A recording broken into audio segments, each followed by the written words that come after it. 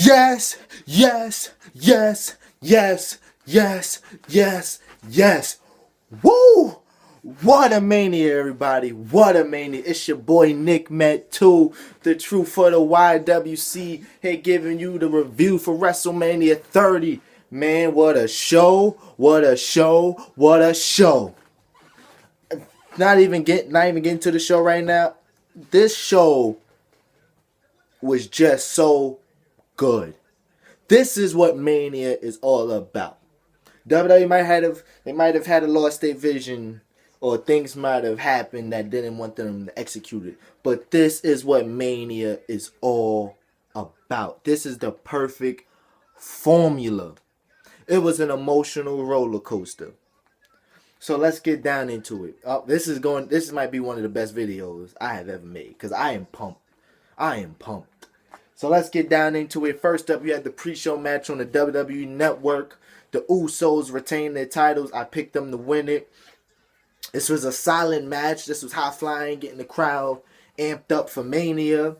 It was a cool spot with Curtis Axel, like the Los Matadores. They had him up, and then El Torito came with a splash, and they fell on everybody. It was a cool match. The order eliminations was Los Matadores and Ryback, so it was just Usos and the Real Americans left. The Cesaro, it was a big night for Cesaro. Cesaro got the double kick, then Jimmy and Jay tagged, and they did like a double splash on them. They get the 3 count, and then Jack Swagger pushed him. Zeb Coulter was like, shake it out. Cesaro was like, nah, and he just gave him the swing. So, guess the Real Americans are done. But let's get into the show. We get this pyro. We get the yeah. We start off with the money match. Daniel Bryan versus Triple H. Winner goes on to the main event of WrestleMania 30, and it becomes a triple threat match. This match was fantastic. I haven't seen this great of a match. Not great, but I haven't seen like the hype of the match, like this match, because you didn't know which way they were going. This match felt like CM Punk, John Cena, and Money in the Bank, because you know you wanted something, but then you felt like WWE might say, nah, y'all not getting it. So it really was like a real fight. So you're like, yes. But this match, so many spots, the storytelling. I'm getting right. The storytelling in WrestleMania 30 was fantastic. This is one of the best storytelling I have seen in Manias in ages. The storytelling was brilliant in this Mania. But Bryan beats Triple H. What he beat him with? I think he beat him with the knee.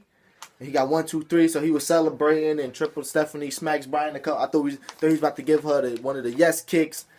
Then Triple H comes over behind. He attacks Bryan. He gives him like a steel chair in the post, and he walks off mad. Next up, you got dun. Oh no, that's NW. I'm bugging. I am real. You got Hulk Hogan coming out. He's talking. He called the Superdome the Silver Dome.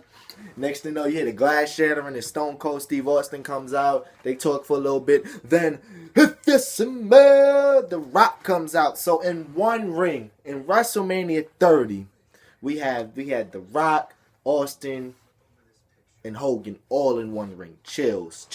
This segment was perfection. I was hoping that Vince McMahon would have came out and they all would have raised their hand, because that's how if you really want to celebrate 30 years of wrestling, WrestleMania, Vince McMahon, that would have been the perfect way.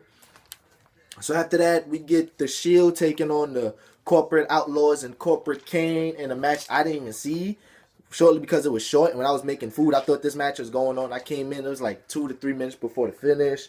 The Shield beat them. Next up, you get the Andre the Giant Memorial Jabba Royal. Jabba's left and right. This was a pretty decent battle royal. It was a lot of spots. Del Rio was shining. Like sometimes, like Del Rio, they do so flip flop with Del Rio. 1 minute you think he's in the doghouse, next minute this nigga kicking everybody in the damn head to get in eliminations. Del Rio was shining through. Not too much from Ziggler, not too much from Sheamus. Everybody thought Big Show came out in the Andre the Giant singlet. So they throwing jobbers over the ring. I'm trying to think who's the last four. I forgot, but It came down to Big Show and Cesaro. We always expecting Big Show to win, and he didn't. Cesaro picked this motherfucker up like Hogan and Andre at WrestleMania 3 and threw him over the ropes. The whole crowd exploded. Now, that was a Mania moment. Nobody saw that coming. Nobody. Because I didn't even think he was still going to compete in it. Nobody saw that coming. That's a true WrestleMania moment. I'm very glad for Cesaro. Big things. That kid is the future. Can't wait. One thing I want to know is where the hell was Alexander Rusev? They've been building this nigga up. That was my pick. They was building this nigga up. And even when they started, I was like, is he even in there? Then I was thinking, oh, they might have something like he gonna count like 29, like 28, 29 people in the ring. But he would just come out and just throw over like Big Show. Thought that was gonna do that. But now I know Alexander Rusev. I don't know if he got switched. I don't know if Vince or Paul or Vec, they pulled the plug, but no Rusev.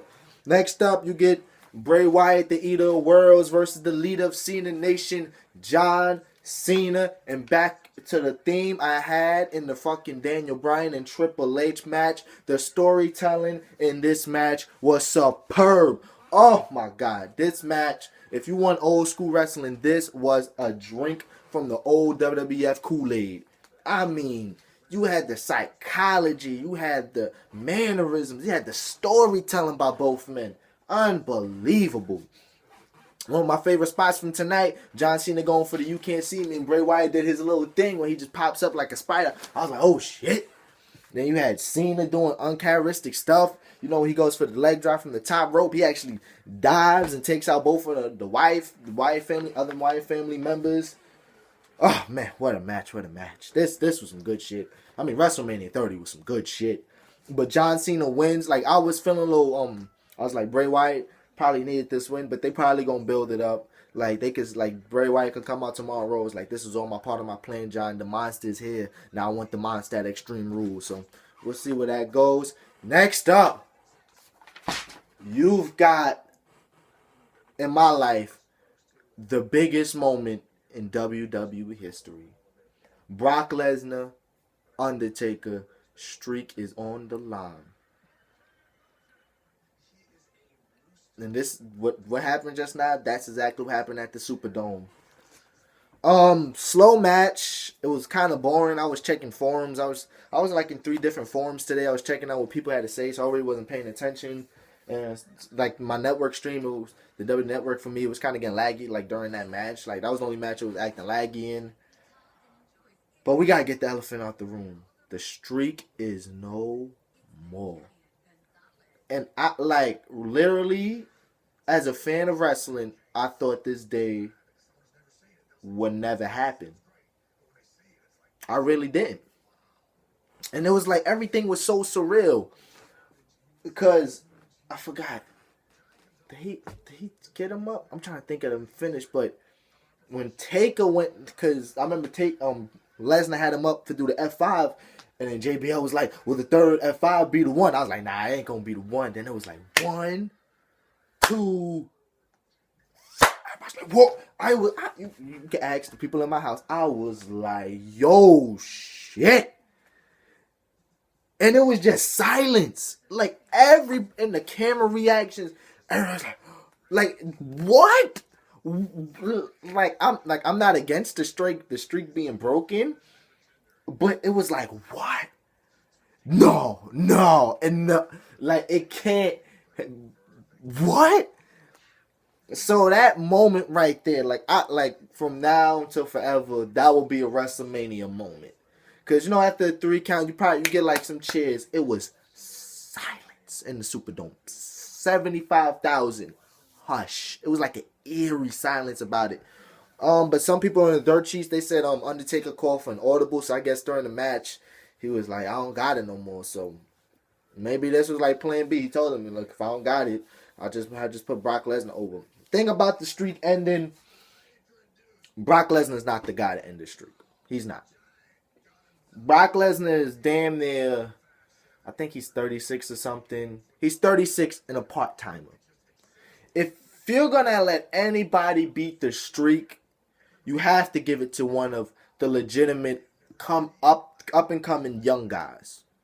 Guys like Cesaro, guys like Bray Wyatt, and Roman Reigns. Though, if they said, you know what, we're gonna break the streak, those are the three people I would have said, you know what, they should break the streak. Mostly Bray Wyatt and Roman Reigns. Bray Wyatt, because that goes into a character. I've broken the precious streak. I've got the whole. And that's another thing I said. If the whole wild world chant becomes a big thing in WWE, they got another hit on their hands. But he go like, yeah, I've got the whole world in his hands. He's got the whole world. But the streak is broken. Like I like, even on Twitter, like I was like, we have a Divas match, and I couldn't even pay attention because my mind was still on the streak. Like, what the fuck? The streak is broken. Like, for the first time ever, when I go to sleep tonight, Undertaker's not the first time ever. When I go to sleep tonight, I go to sleep, Undertaker hasn't lost at WrestleMania. That is mind-boggling. Whew, man. Next up, you've got the moment we all been waiting for. The triple threat main event. Oh, no. I didn't go into the Divas match. AJ Lee retains. It was a pretty cool match. If this was the plan all along, to have the Divas match be that match where you taking Undertaker, good job by W. Maybe that's why they set it up like that. Maybe they knew the streak was done, so they was, because if the main event would have came after that match, it would have fell flat, because niggas was still thinking about the Undertaker shit. Like, we really just see that. But AJ Lee retains, but she retains by putting Cameron, not even one of them, by having them tap out like she did it. So we might have like a reversal to have a rematch tomorrow, and they're gonna win the belt off AJ tomorrow. But as I was saying, tonight's main event, Randy Orton, Dave Deal with a Batista against Daniel, yes, Bryan. This match was solid, and it was superb. I mean, the storytelling, the ring psychology, them going after the shoulder, them teaming up to take out Bryan. Oh, man, that RKO bomb spot on the table, that's a WrestleMania moment. Because they did that so effortlessly. That actually was beautiful. Randy Orton landed on the monitor. I think he fucked up his back. But then they have Daniel Bryan going out in the stretcher. So I was thinking they might do a Mick Foley, like wheel him out, and then you got him and then just hit the knee. But it was about to take him up, and he got off. Trying to think, the Triple H and Stephanie came out. They came out with Scott Armstrong to screw Daniel Bryan out the title. Batista had a Batista bomb on Daniel Bryan. 1-2, he kicked out. My heart stopped because I've been waiting for this moment for so long, for this payoff. This payoff feels so sweet. What can I say? I gotta bother you one more time. I'm ready to stand up. I had 2 errors. I had to add some stuff, so now you gotta say it.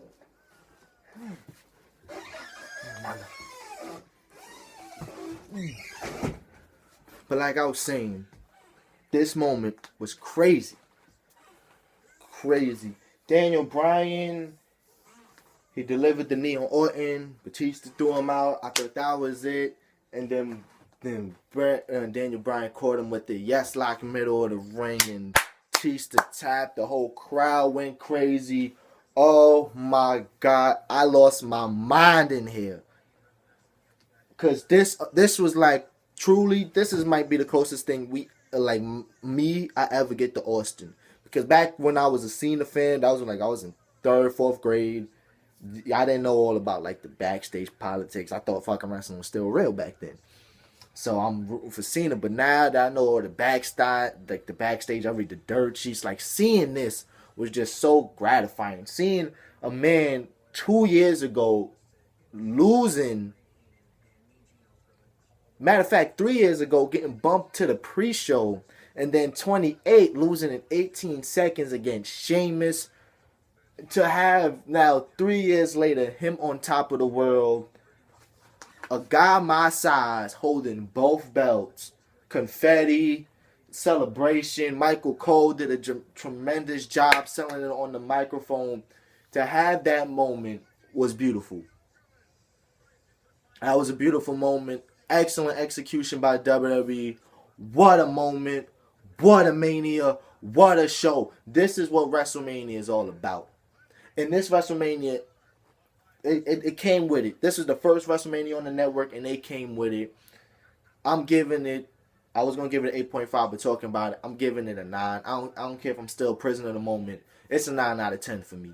This WrestleMania was fantastic. Can't wait for Monday Night Raw. It's your boy Nick Met 2 here. Like, comment, subscribe. Tell me your thoughts on the show. Tell me what you didn't like, what you did like. I would love to hear because this was a big show. I see y'all tomorrow night for my Monday Night Review. Peace.